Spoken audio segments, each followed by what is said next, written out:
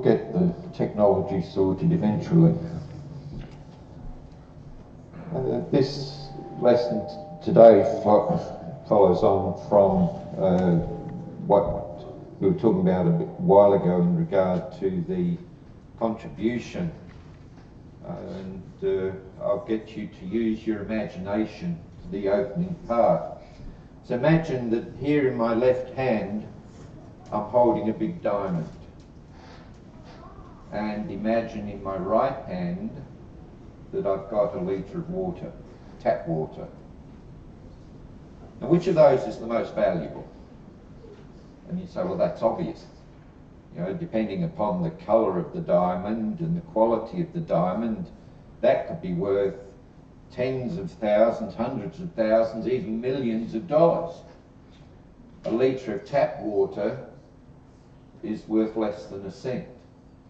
So obviously, the diamond is more valuable. But what if you were in a desert in the hot season with no water and nobody near at hand? Which then is the most valuable? That diamond is not going to do you anything. Then that litre of water that's worth less than a cent, that can keep your life going for at least a few days longer. You think of Indigenous Australians, and we're told that they've been in this country for thousands of years. This country has an abundance of coal. It has an abundance of metal ores of various types. It has an abundance of gold. And in some cases, some of those valuables were close to the surface or on the surface, or could be found in creeks. And yet the Aboriginals didn't bother with any of that. It was meaningless to them. They had no use for it, and therefore it had no value. But when white settlement came here, we had the gold rushes, we had the coal mines that were open, Newcastle and down in Wollongong and in many other places, and we had the big open cut mines for iron ore and bauxite and things like that, because white people saw a value in that, and indeed that today has been worth billions of dollars to our economy. So what's the point? The point is that monetary value isn't absolute. What is valuable in one situation has no value in another situation. And if you have all the money in the world, if you were lost in a remote part of Australia without water, without food, then all your riches in the bank would be of absolutely no use to you whatsoever. And that also has a spiritual application if you come over to Matthew chapter 16 and verse 26. And Jesus is speaking there, and he asks a question: for what good will it do a person if he gains the whole world but forfeits his soul? Or what will a person give in exchange for his soul? Money, no matter how much you have, cannot buy salvation. In regard to this, I recently came across this phrase, the sanctification of wealth. The sanctification of wealth. And it was used by a writer named F.R. Barry, and it's quoted in William Barclay's book, Ethics in a Permissive Society. To sanctify something is to separate it from evil, to separate it from common use, and to dedicate it to God. So the phrase sanctification of wealth means to take our wealth, to take our income, to take our possessions and to use them for God, and to use them in a way that would meet with God's approval, and not using these things for evil purposes. The question is, how can we sanctify our wealth and our possessions? In answering that question, I want to consider three questions that William Barclay raised in the book that I've just mentioned. How do we get our money? How do we regard money? And how do we use our money? So let's start with the first one. How did we get our money? Come back with me to Leviticus chapter 19, verses 35 and 36. So Genesis, Exodus, Leviticus chapter 19, verses 35 and 36. God makes the point that income was to be earned honestly. We are not to cheat others in order to increase our own income.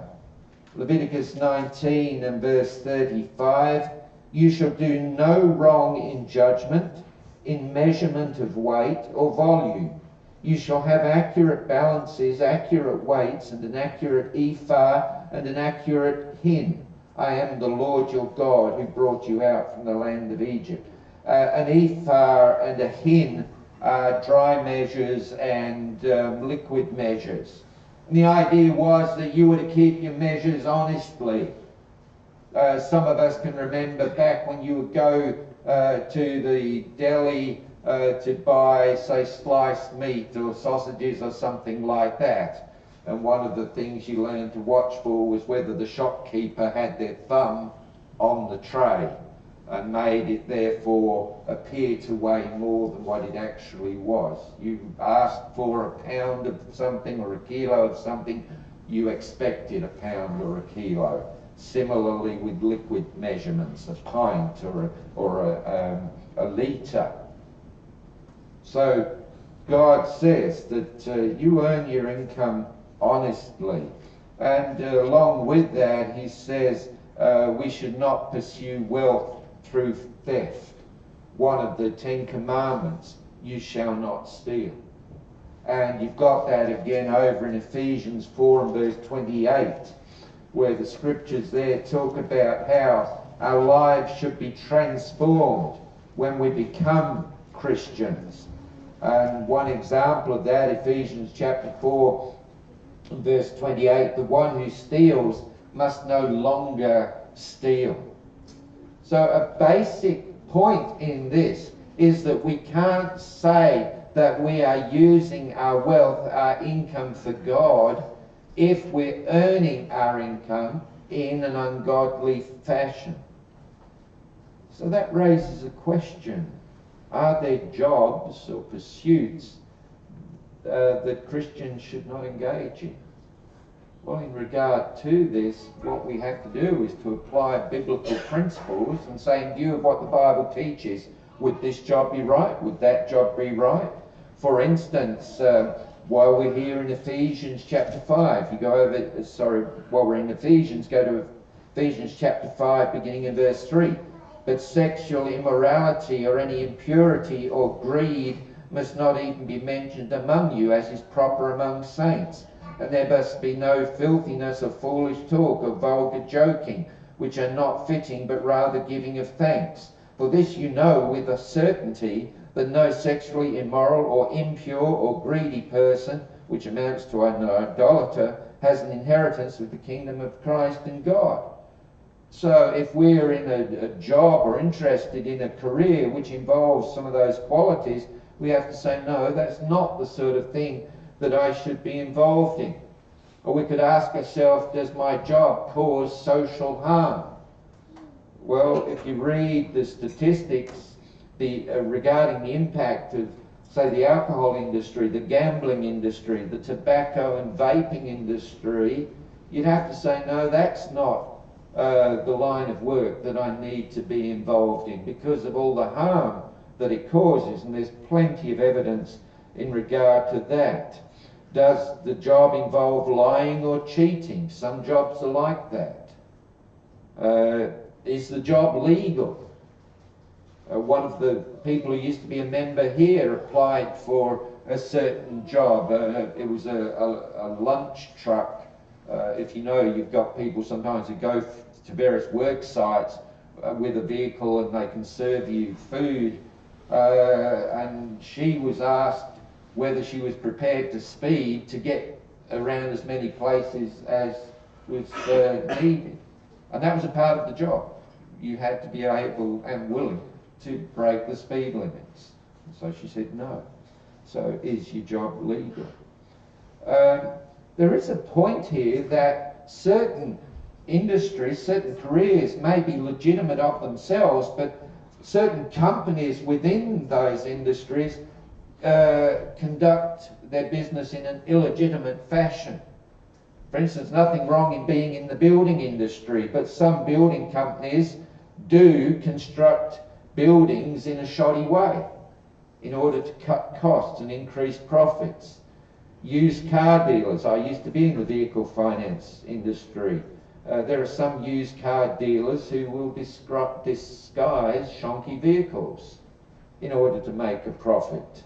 A corporation may use dodgy accounting in order to avoid paying taxes. A company may deliberately involve themselves in false advertising, and I've dealt with that in the past, and you may have as well. So again, are there certain jobs that we should not use for an income? Well, I don't think that Christians should work for betting agencies or gambling casinos. In view of the harm done by alcohol, I don't think that we should be involved in the manufacture of alcohol or in running a bottle shop. In view of the nature of the TV and film industry, and I know a Christian here in Sydney who did get involved, it's not something that can be recommended. He got trapped by contractual obligations to appear in some shows that you wouldn't want to be involved with. So I wouldn't recommend that. Even a marriage celebrant. I was a religious marriage celebrant for over 20 years. But if you're a civil marriage celebrant, you are obligated by law to conduct any wedding as long as that wedding is legal. Well, with same-sex marriage and so forth, one again would have to consider biblical principles in regard to that. So if I am going to earn money, what will my employer expect me to do, and will that be consistent with biblical teaching? So we need to consider how we get our money. And then we also need to consider our attitude towards money. Come back to Matthew 6 and verse 24. We read from Matthew 6 just a while ago, I think in regard to the giving. Let's look at the statement there in Matthew 6 and verse 24. No one can serve two masters, for either he will hate the one and love the other, or he will be devoted to one and despise the other. You cannot serve God and wealth. Have you made material wealth the priority? Is that number one in your life? Well, if it is, then God is not the priority in your life. Making money is going to take first place over God. And so, that attitude would be inconsistent with Christian principles. Do we see money as the source of contentment, as the source of happiness? Come over to Ecclesiastes chapter 5 and verse 10. Now I know if you're dirt poor, as the saying goes, some money, an income is going to help you, but nevertheless there are some people for whom money means everything. And I will only be happy if I've got lots of money. Well, Ecclesiastes 5 and verse 10, the one who loves money will not be satisfied with money, nor one who loves abundance with its income. This too is futility, because if you think you're going to be happy with money, where do you stop? It just becomes an ongoing process. And along with that, we can ask, is making money your goal in life? Are you going to be always seeking more and more, never happy with the actual amount that you've got? 1 Timothy talks about that being a problem for Christians. 1 Timothy chapter 6 verses 9 and 10. But those who want to get rich fall into temptation and the trap and many foolish and harmful desires which plunge people into ruin and destruction. For the love of money is a root of all sorts of evil, and some by longing for it have wandered away from the faith and pierced themselves with many griefs. If you're constantly in pursuit of money, then you can be tricked into, blinded into trying all sorts of dodgy schemes in regard to that, get-rich schemes, pyramid schemes, questionable shares, risky shares, scams, and your morals can be affected too. So in business you start taking corners and things like that to increase your income.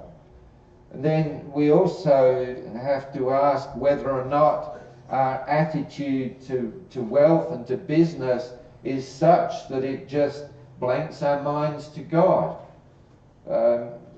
Ephraim a while ago read to us from Luke chapter 12 verses 13 to 21, and I'll come back to that in a while, but the point there was that a man who made good business decisions as far as the view of things go, nevertheless made a bad decision because all of his business and financial decisions completely ignored God and left God out of the picture. So yes, we need to ask what our attitude is in regard to money. I think of a passage in the Old Testament, give me neither poverty nor riches. But there needs to be a balance somewhere in between. We need to have a positive view of what money can be used for. And again, I'll go to Ephesians 4:28. I read the first part of that a while ago, but I'll read the whole verse now. Ephesians 4:28. The one who steals must no longer steal, but rather he must labour, producing with his own hands what is good, so that he will have something to share with the one who has need. So there's a positive attitude for money, that it's a resource which can not only help me and my family, but I can also use it to help others. So number one, how do we get our money? Number two, what is our attitude towards money? And then the third question, how do we use the money that we have? Come over with me to 2 Corinthians chapter 8. 2 Corinthians chapters 8 and 9 deal at some length with a contribution that was being taken up amongst Christians in Macedonia and Achaia, what is modern day Greece, and being sent over to help needy Christians elsewhere in Judea. And there's a recognition here in 2 Corinthians 8 verses 11 to 15 that we don't have unlimited wealth. We can't help everybody. And this is recognized, for instance, 2 Corinthians 8 and verse 12, for if the willingness is present, it is acceptable according to what a person has, not according to what he does not have. If you don't have it, you can't share it. And God recognizes that. But on the other hand, in this very same chapter, we're also reminded that we shouldn't be too quick to say, oh, I don't have enough to help. 2 Corinthians 8 and verse 1, now, brothers, we make known to you the grace of God which has been given in the churches of Macedonia, that in a great ordeal of affliction, their abundance of joy and their deep poverty overflowed in the wealth of their liberality.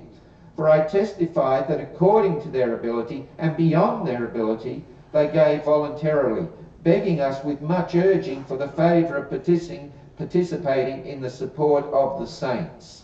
And this not as we had expected, but they first gave themselves to the Lord and to us by the will of God. So here were people who were not very, very wealthy, but nevertheless they still were able to give something. to help with this contribution that was taken up.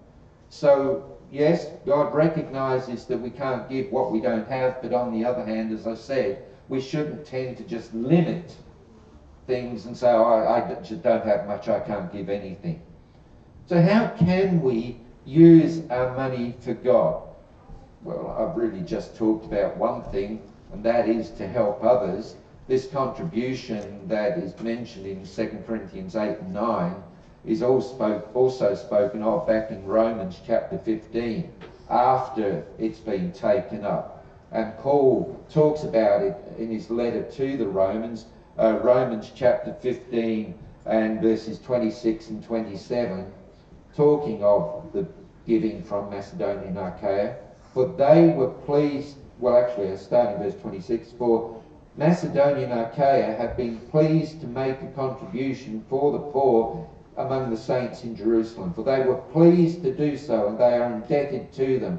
For if the Gentiles have shared in the spiritual things, they are indebted to do them a service also in material things.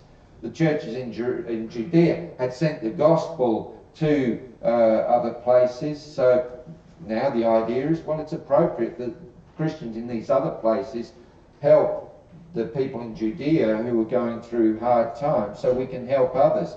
Particularly within helping others is the category of widows. And he talks about that in Acts chapter 6 and verse 1, that the church was providing food for widows because they didn't have pension schemes and all of that sort of thing in those days. We can also provide help for those facing natural disasters. And there's an example of that in Acts, the 11th chapter, in verses 27 to 30, where a prophet by the name of Agabus comes to Syrian Antioch and says there's going to be a severe famine all over the world, all over the Roman world. And this would occur in the reign of the Roman Emperor Claudius. So the Christians up there in Syrian Antioch, according to what they could manage, they donated funds so that this could be taken down to Judea to help the Christians there who were facing famine. And we've done that in Australia at times of bushfires, at times of floods and so forth, where we've sent money to different congregations so that they could help with the impact of natural disasters in their own areas. So we can help others with our money. We can assist with the work of evangelism. Acts the 18th chapter, verses 1 to 5, you've got Paul comes to Corinth, and Paul does some tent making work with Priscilla and Aquila. Why? Because the indication is he's run out of funds.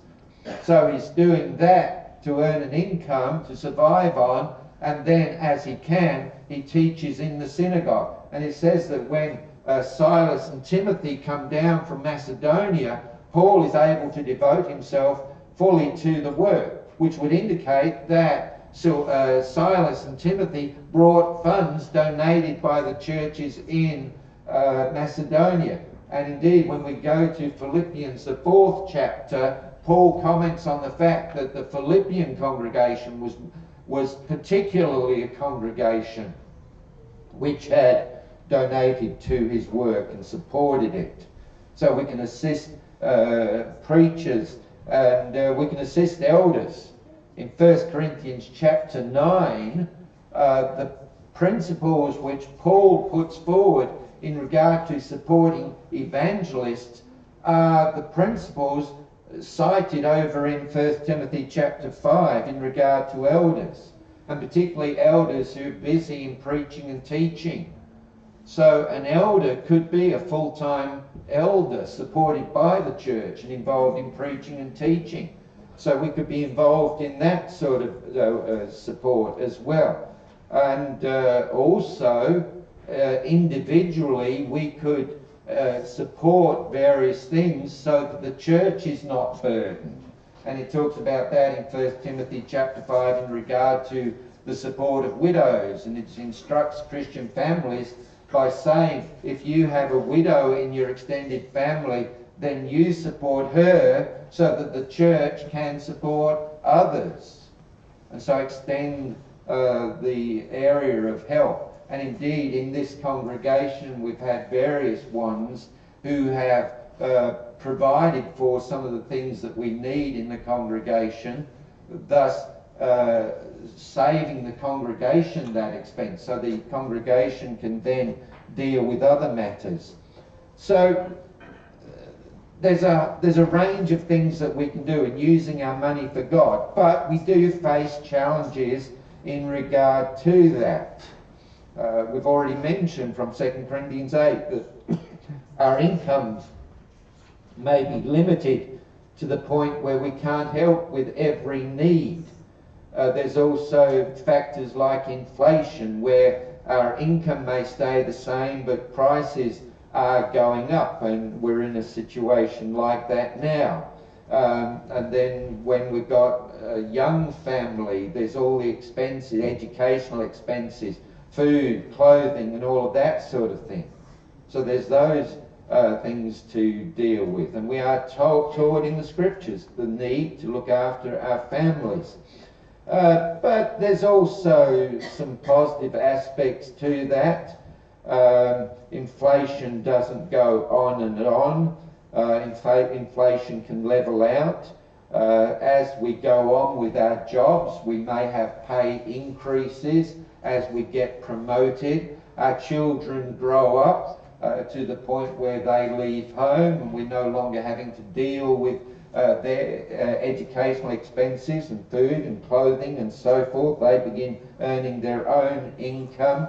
We can reach a point where our mortgage is paid off, and so it goes on. So there's demands on the money that we earn, but on the other hand, there are positive aspects to this. So over time, things can work out where, yes, it's a struggle for a while, and then we begin to see the daylight, financially speaking.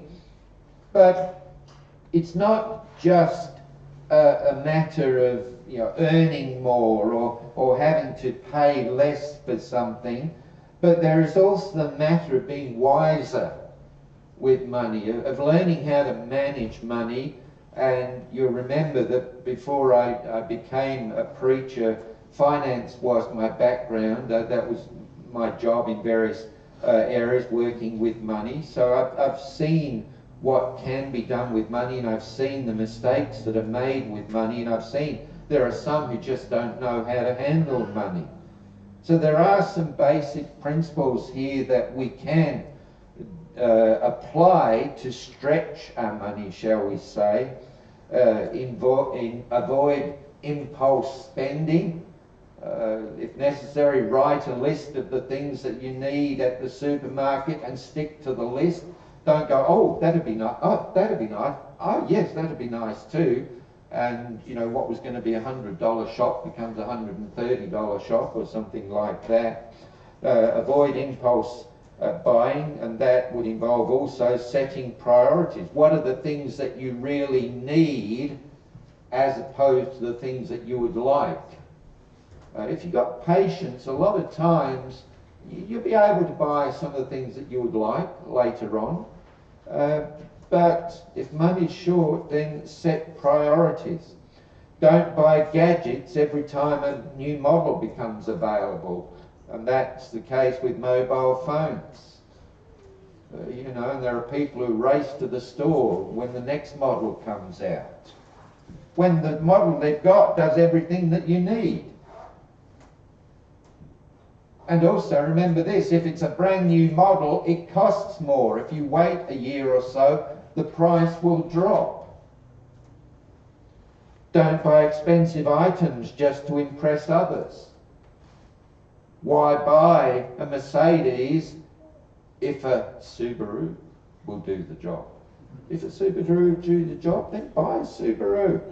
You'd be better off buying a Toyota, but still. Don't buy Gucci. Don't buy Christian Dior. If going to Lowe's or Miller's or Big W does the job, then okay, go to those places, rather than spending twice as much for something that does exactly the same thing. Consider using op shops. Some people know about op shops, some don't. But you can get a lot of good quality stuff from op shops. Really good quality stuff. At a fraction of the price. Don't get payday loans. You've seen those advertised on TV.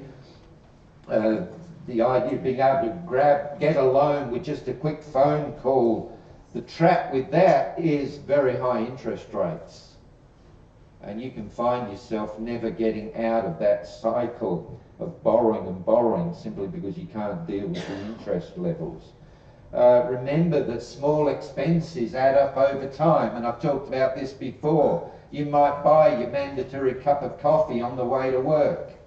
Doesn't seem like very much, but allowing for 4 weeks annual leave, a coffee 5 days a week, the rest of the year, adds up to about $1,200. And all right, a simple pleasure, but if you buy 2 coffees a day, there's $2,000. If you buy, like buying takeaways, there's another couple of $1,000, and you're wondering where your money goes and why you can't meet all your needs over the year.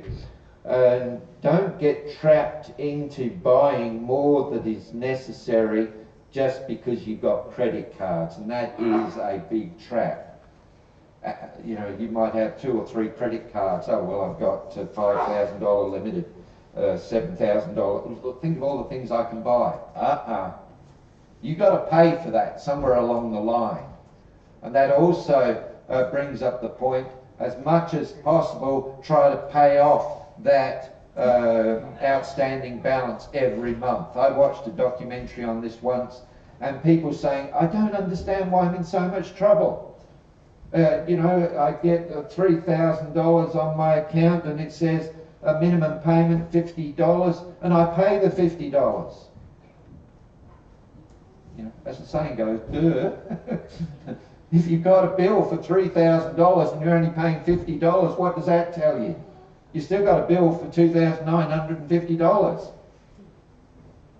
Credit cards really can be very useful if you understand money, or they can be a big trap. And sometimes we need to get advice on using money, because money is a tool.